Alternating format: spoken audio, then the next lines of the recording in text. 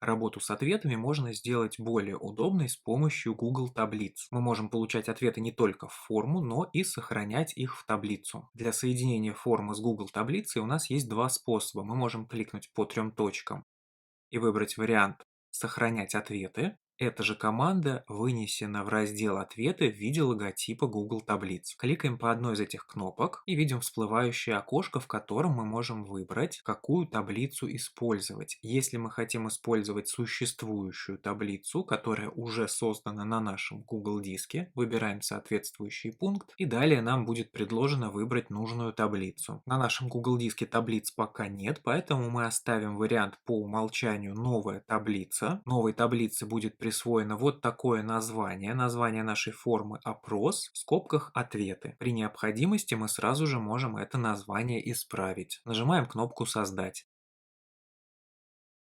Нам открывают Google таблицу с расположенными в ней ответами. Если мы посмотрим на Google Диск, то увидим эту таблицу и там. Давайте вернемся к нашей таблице и рассмотрим ее подробнее. В таблице мы видим список наших вопросов по порядку в первой строке. Каждая последующая строка – это отдельный ответ на вопросы нашей формы. В самый первый столбец добавлена колонка «Отметка времени». Сюда попадают дата и время, в которые пользователь заполнил нашу форму. Эти данные указываются системой, а не пользователем. Если в анкете был вопрос с указанием даты, как в нашем случае, то его мы увидим отдельно в качестве отдельного столбца. Это уже те данные, которые указал сам пользователь. В таблице, которая связана с Google формой, появляется пункт меню «Форма». В нем мы найдем список инструментов, которые доступны нам из Google формы.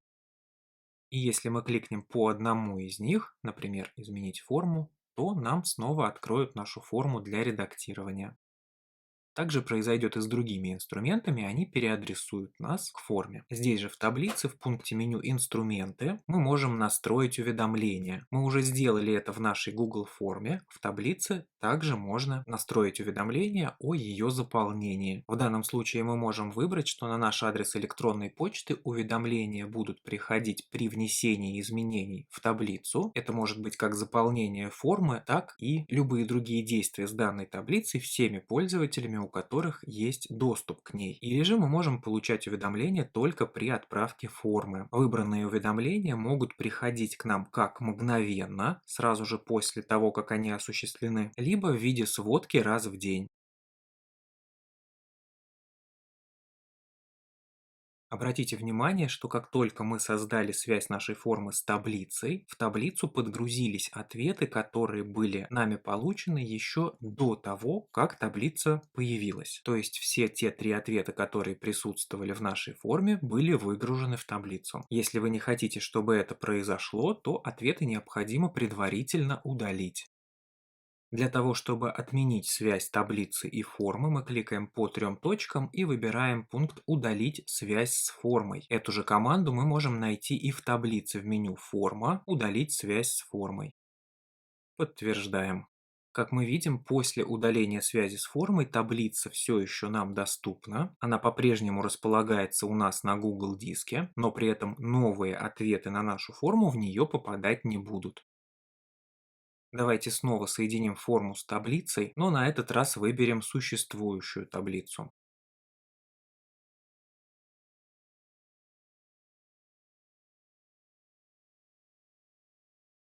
Готово, связь установлена. Обратите внимание, что в этом случае ответы были выгружены в нашу таблицу еще раз. У нас появился отдельный лист. Если в вашем случае это будут разные данные, вы легко скопируете их с одного листа на другой.